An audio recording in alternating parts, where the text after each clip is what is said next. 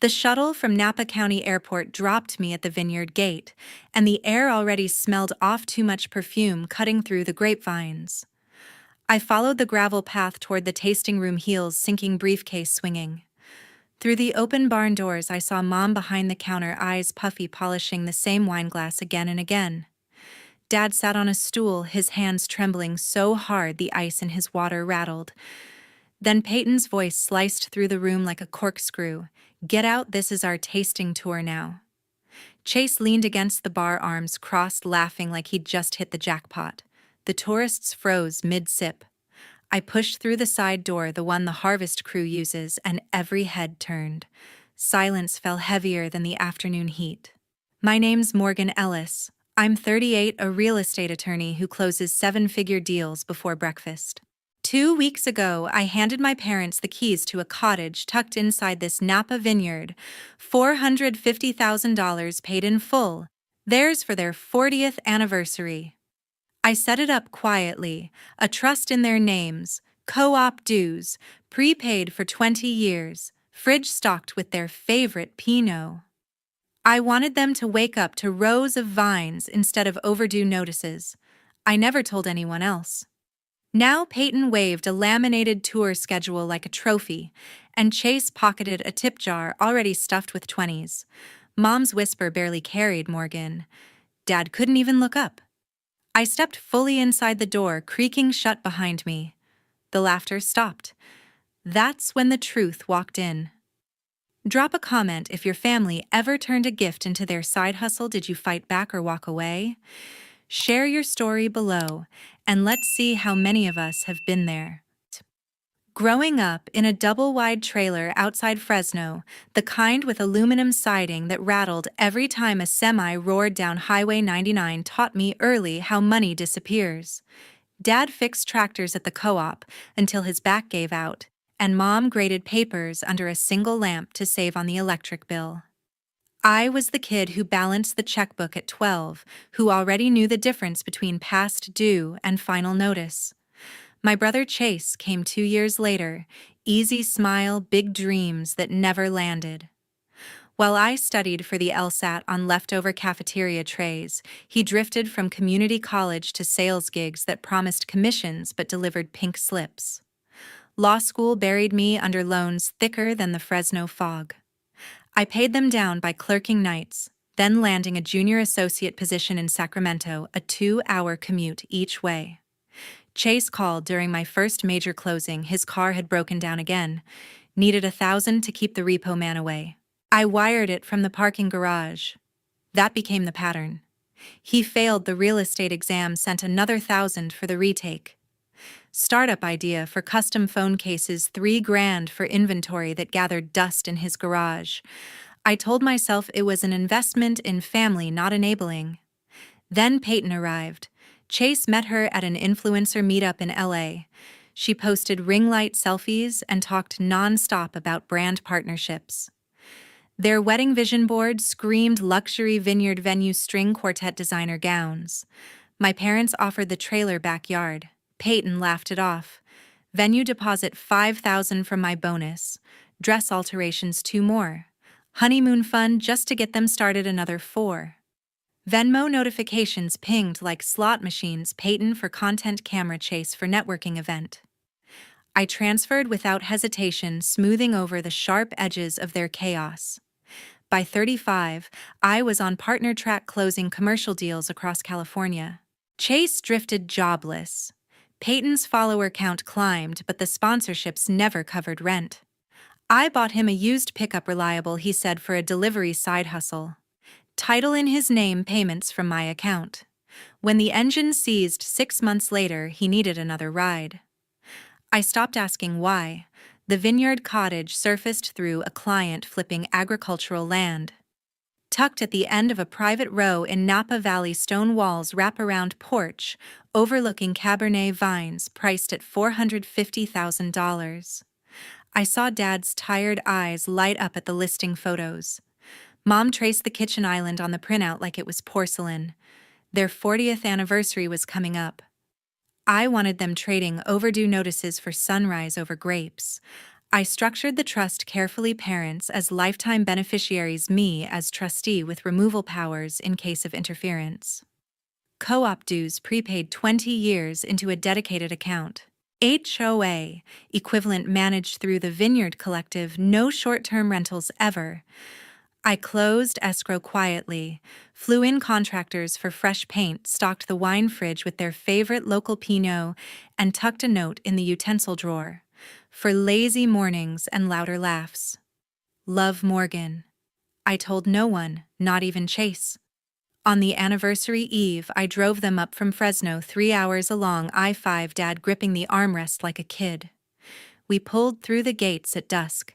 Mom stepped onto the porch, inhaled the scent of earth and yeast, and whispered that it smelled like possibility. Dad ran his hand along the stone, his voice cracking when he tried to thank me. We opened a bottle on the swing and watched the vines turn silver under the moon. I slept on the couch to test the plumbing, everything perfect. The next morning, I kissed them goodbye and caught a red-eye to a conference in San Francisco. The cottage was theirs, keys in Dad's pocket, trust airtight. I figured the hardest part was over. Mom called while I was in a deposition downtown, her voice small against the courtroom echo. Peyton had spotted Dad's Facebook story, a blurry sunset over the vines, captioned, "New View." She triangulated the address from the co-op sign in the background, packed Chase, their son Jackson, and the golden retriever into the SUV, and rolled up the gravel drive before lunch, a cooler of energy drinks rattling in the back. Peyton burst through the cottage door, first phone already recording. Chase hauled ring lights from the trunk and set them up in the living room. Jackson kicked off his sneakers while the dog sniffed every corner. Dad stood in the kitchen, coffee mug halfway to his lips. Mom hovered near the fridge. Peyton spun the camera toward herself, surprise family takeover. Napa Wine Stay launching today. She snapped photos of the porch swing in the golden light, added filters, and typed the listing right there on her laptop at the island. $800 a night, 2-night minimum, private tour included. The description promised exclusive vineyard access, sommelier-led tasting. The calendar filled fast weekend groups from San Francisco, bachelorette parties, corporate retreats. By evening, the first guests arrived, a charter bus crunching up the gravel drive. Peyton greeted them in a branded apron, pouring samples from bottles taken from the fridge, my parents' anniversary stash. Chase collected tips in a mason jar labeled Vineyard Vibes. Dad tried to explain that the cottage belonged to him and Mom, but Peyton cut him off with a laugh, handing him a broom. Help sweep the patio, guests expect perfection. Mom suggested waiting until I arrived. Peyton waved her off. Morgan's always working, let the grown-ups handle revenue. That night, they moved my parents out. Dad carried the fold-out cot from the hall closet to the equipment shed behind the tasting room, metal walls. No insulation, a single fan stirring hot air. Mom folded their clothes into a plastic bin, eyes fixed on the floor. The shed smelled of fertilizer and old oak barrels. Jackson set up his gaming console in the master bedroom. The dog claimed the couch. Peyton posted a selfie from the porch, wine glass at her lips, captioned, "Haas, wine boss." Chase commented below, "Finally, a revenue stream that doesn't involve Morgan's guilt trips." Dad texted me a single line, "Something off here." Mom followed with, "They say just a weekend, please. Don't worry." I was in a San Francisco hotel prepping for closing arguments and ignored the pings at first. Depositions run long. Near midnight, I opened Airbnb on my phone. There it was. Napa Wine Stay Cottage, luxury vineyard escape. Photos I'd never seen, Peyton lounging on the swing, Chase toasting with strangers. The calendar blocked solid through harvest season. Payout directed to an account ending in digits I recognized, Peyton's. Reviews already trickling in. Host super responsive.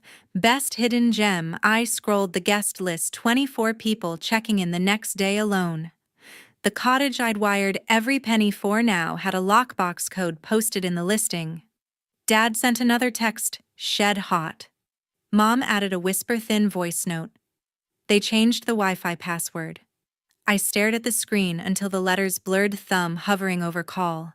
Instead, I booked the earliest flight back to Napa rental car waiting at the curb.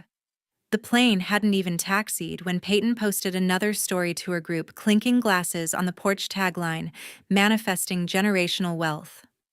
I landed at Napa Airport at dusk, rental keys already in hand. The drive through the valley took 30 minutes, rows of vines fading into black silhouettes. I turned off the main road onto a service lane, tires crunching over dirt the guests never saw. Parking behind the fermentation tanks, I grabbed my briefcase and slipped through the employee gate I'd mapped months earlier. The air carried yeast and charcoal from a nearby grill. Voices spilled from the tasting room, Peyton's amplified through a portable speaker, rattling off fake facts about soil pH and barrel aging. Chase stood at a folding table, stacking crisp bills into a tip jar. A dozen strangers milled about with plastic cups, nodding along. Mom polished a stemless glass at the sink, knuckles white. Dad perched on a stool in the corner, staring at the floorboards like they might open. I crossed the threshold and set the briefcase on the island with a deliberate thud. Conversations faltered. Peyton lowered the speaker mid-sentence. Chase pocketed a 20. Mom froze. Dad looked up, relief flickering. Peyton recovered first, her smile tight. Morgan, perfect timing. We're calling this a family asset now. Revenue shares for the elders, of course. I flipped the latches. A family asset requires family consent. I pulled the first document, trust deed record, stamp fresh. Lifetime beneficiaries Walter and Shirley Ellis. Exclusive occupancy. No sublets. Chase snorted. Paperwork, cute. The second sheet, co-op bylaws, highlighted clause. Commercial activity prohibited. Violation triggers fine and expulsion from the collective. Peyton's eyes narrowed. We're enhancing value. Tours, educate. The third printed email chain sent from my phone, en route. Airbnb, trust and safety attached, deed bylaws, screenshots of the listing. Subject, immediate removal request, unauthorized commercial use. I tapped the screen. Already flagged. Account suspension pending review. Chase stepped closer. You can't just... I hit play on my phone. Peyton's voice filled the room, time-stamped months back. She'll cave if Mom cries, always does. Guilt's her currency. Silence, heavier than Cabernet. Mom's rag dropped into the sink. Dad's stool scraped backward. Peyton lunged for the phone. I slid it away. The former co-op owner, Mr. Ramsey, is at the gate, on speaker with county zoning. One nod from Dad and security rolls in. Dad stood, voice steady for the first time. My house. Peyton's face cycled through shock, calculation, and fury. This is sabotage. Chase crumpled a bill in his fist. We invested time. Time isn't equity. I closed the briefcase, pack the lights, delete the listing, refund every booking. Or Ramsey files the violation and the co-op votes tomorrow. A guest whispered about leaving. Peyton shot them a glare, then turned back. You're splitting the family. I'm enforcing the one I built. I looked at Mom. Your call. She met Peyton's eyes, then mine. Enough. The speaker crackled as Peyton killed the mic. Chase kicked the table leg. Jackson appeared in the doorway, earbuds dangling, sensing the shift. The dog whined from the porch. I dialed Ramsey, line open. We're ready. Headlights swept the driveway, 2 golf carts, co-op security logos glowing. Ramsey's security golf cart pulled up within 3 minutes, tires spitting gravel outside the tasting room windows. 2 uniformed guards stepped out, clipboards in hand. Ramsey followed behind, giving Dad a curt nod. Peyton's speaker sat silent on the counter. I pointed to the lockbox mounted on the porch post. Deactivate all keycards now. One guard scanned the device, entered the master code from the co-op office, and cleared all entries. Peyton's phone buzzed. Access denied. Chase fumbled his wallet. We have stuff inside, then get it. I turned to the open laptop on the island. Peyton's Airbnb dashboard glowed on the screen. Using the trusty override I'd set up at closing, I logged in, navigated to the listing, and right there in front of everyone, clicked Pause calendar, then remove listing. A confirmation appeared. Property delisted. Guests notified. The first refund processed automatically $800 back to a bachelorette group. I scrolled through the reservations, hitting issue full refund on each. Messages fired off one by one, host error, property unavailable. Peyton watched the numbers drop, her face draining of color. Jackson slunk out of the hallway, cheeks flushed, stuffing controllers into his backpack. He avoided everyone's eyes, grabbed a half-eaten bag of chips from the couch. The dog bounded after him, barking at the guard's boot's tail, wagging in confusion. Mom stepped between us. "Can't we talk this out? Just sit. Talking ended years ago." My tone stayed even. "Boundaries aren't negotiations." Ramsey flipped open his clipboard, pen poised. "Violation report, unauthorized commercial activity, displacement of beneficiaries." He handed the form to Dad. "Sign here to confirm." Dad took the pen, his hand steady this time, and signed. Ramsey countersigned, dated the form. "Filed with the collective board at dawn. Fines start accruing at midnight." Peyton snatched her phone and angled it toward Mom, wiping away a tear. "Elder abuse, perfect for the story." "That's defamation." I stepped into frame. Cease and desist drafts are in my briefcase. One more post and it's served. She lowered the phone, thumb hovering over delete.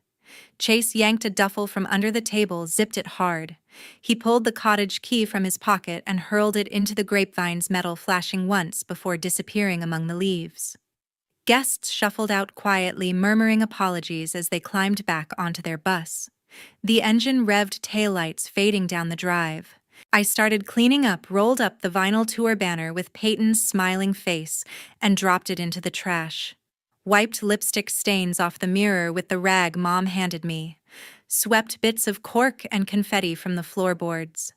Jackson carried the ring lights to the SUV, cords dragging. The dog jumped into the back seat, still barking. Peyton lingered at the door.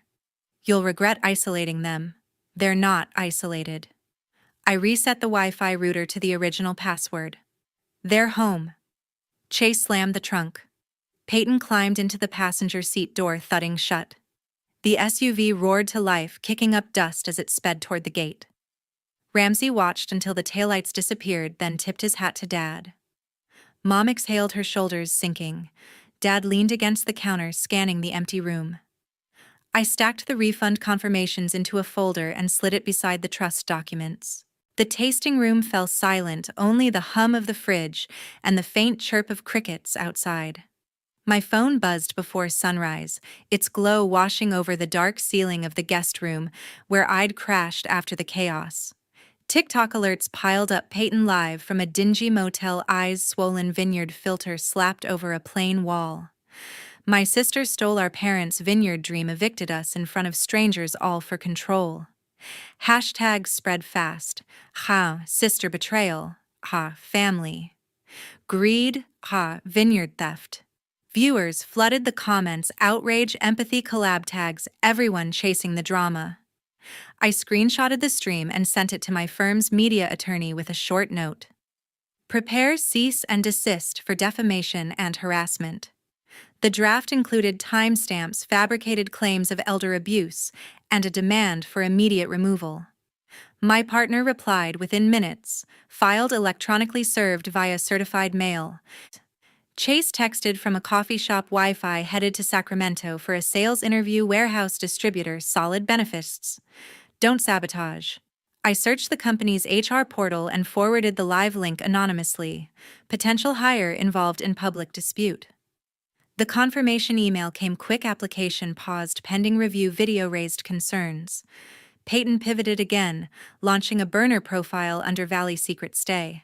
She relisted the cottage using stolen porch photos, dropped the price to attract budget travelers, and billed it as an exclusive local pop-up.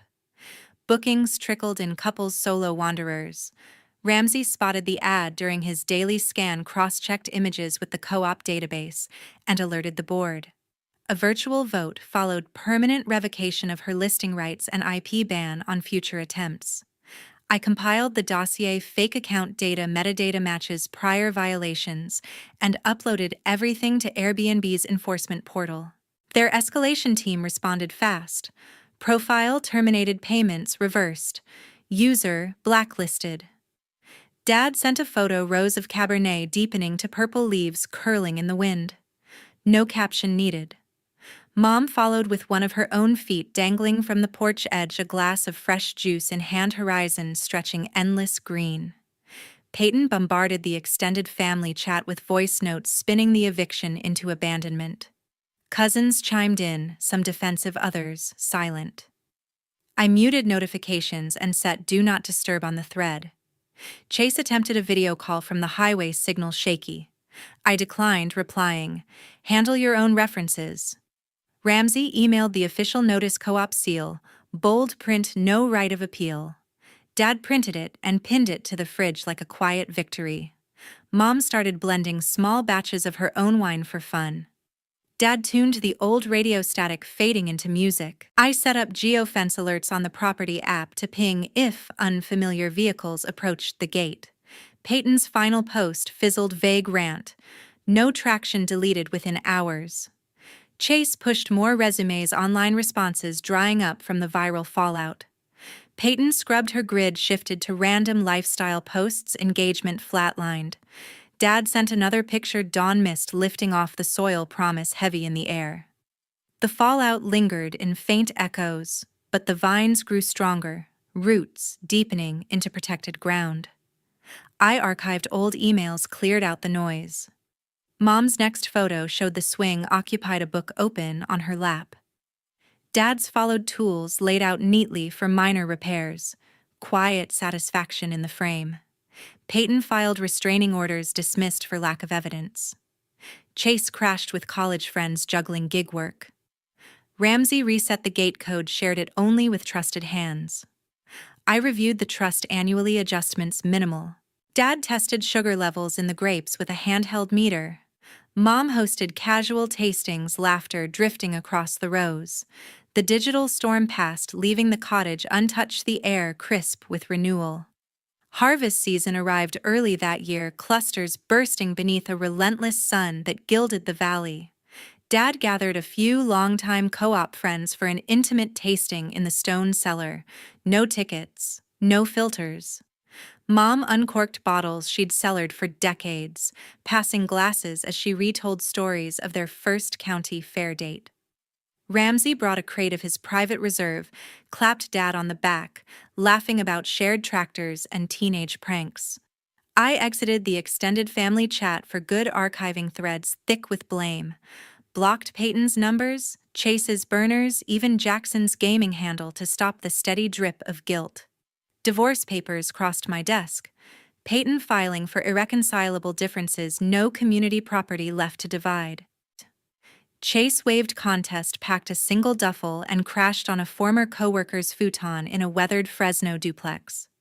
I hired a discreet security firm to install motion-triggered cameras along the vineyard rows, lenses hidden inside birdhouses. The feed streamed to a tablet labeled Row Guard on the kitchen counter. Dad tested the night vision, chuckling at raccoons raiding fallen grapes. Mom hand-lettered vinyl stickers for the electrical panel piece over the main breaker, quiet on the porch lights. She smoothed them down, stepped back, and smiled at the order. Ramsey hosted a harvest lunch under the oaks, grilled sausages, fresh focaccia laughter ringing against barrels. Dad carved the meat. Mom refilled plates, their faces softer than I'd seen since childhood.